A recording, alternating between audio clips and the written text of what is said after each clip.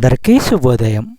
ఈరోజు దేవుని వాగ్దానమేమనగా కీర్తనలు 31వ అధ్యాయము 24వ వచనము. యెహోవా కొరకు కనిపెట్టు వారలారా, మీరందరూ మనస్సున ధైర్యం వహించి నిబ్రముగా నుండిడి.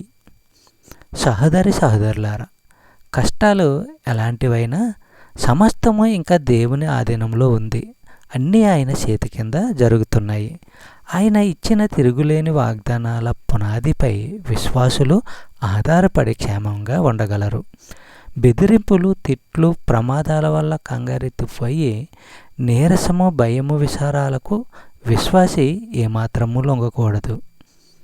కొరింథీయులకు రాసిన మొదటి పత్రిక 15వ అధ్యాయము 58వ వచనము మనము పరిశీలించినట్లయితే, అందుచేత నా ప్రియ సోదరులారా, సుస్థిరంగా నిశ్చలంగా ఉండండి.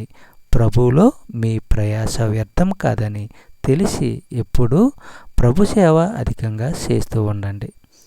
మన ప్రయాస వ్యర్థం కావడం అంటూ ఎప్పుడూ జరగదు. ఎందుకంటే చనిపోయిన భవిష్యత్తులో సజీవంగా లేవడం అనేది ఉంటుంది. అప్పుడు ప్రతి వ్యక్తికి తన ప్రయాసకు తగిన ప్రతిఫలము దొరుకుతుంది. కానీ వ్యర్థం కాని పనులేమిటో గమనించండి.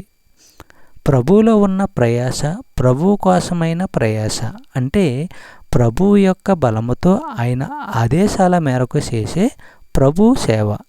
చెప్పబడిన వాగ్దానము దేవుడు దీవించి ఆశీర్వదించును గాక.